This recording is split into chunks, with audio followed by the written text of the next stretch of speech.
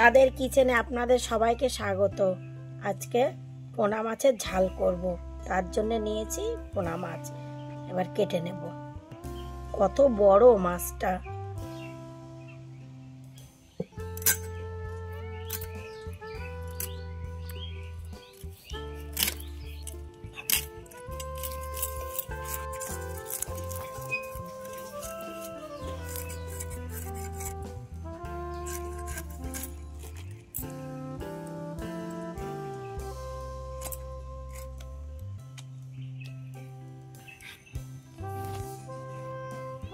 মাছ কাটা হয়ে গিয়েছে, এবার ধুয়ে নিয়ে আসবো। মাছটা ধুয়ে নিয়ে এসেছি।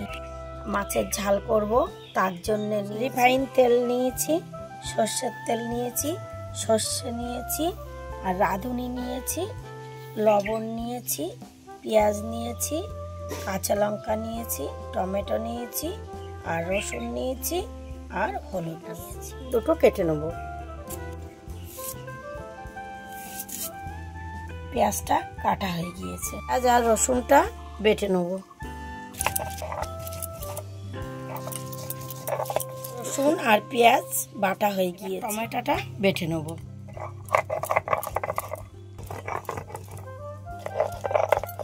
এটা বাটা হয়ে গিয়েছে, সর্ষে আর লঙ্কাটা বেটে নেব।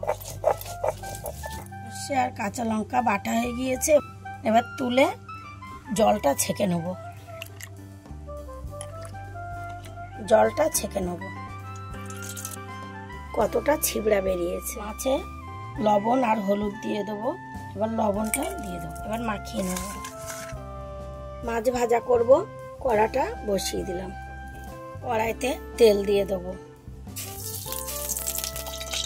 তেলটা গরম হয়ে গিয়েছে, এবার মাছটা দিয়ে দেবো।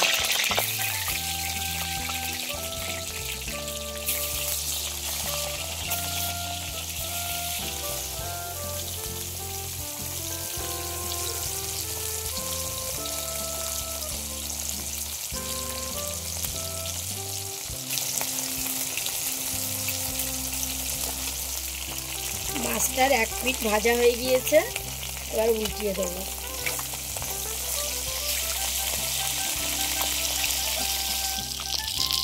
মাছটা ভাজা হয়ে গিয়েছে, এবার তুলে নেব।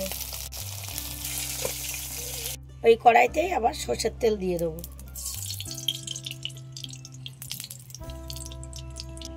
তেল গরম হয়ে গিয়েছে, ফোড়ন দিয়ে দেবো।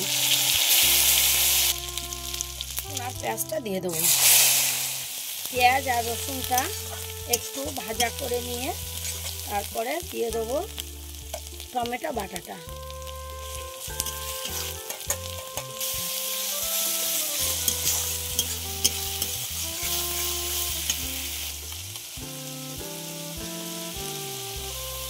হলুদ দিয়ে দেবো একটু কালার হওয়ার জন্য। এবার লবণ দিয়ে দেবো। এর ভেতরে এক টিপ চিনি দিয়ে দেবো।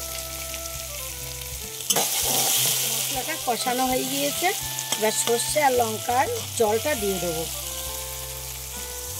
মশলার জলটা দিয়েছি, এবার আরেকটু জল দিয়ে দেবো। এটা ফুটে উঠেছে, এবার মাছগুলো দিয়ে দেবো। রাঁধুনি ফোড়ন দিলে গন্ধটা খুব সুন্দর আসে। মাছের ঝালটা হয়ে গিয়েছে, এবার নামিয়ে নেব।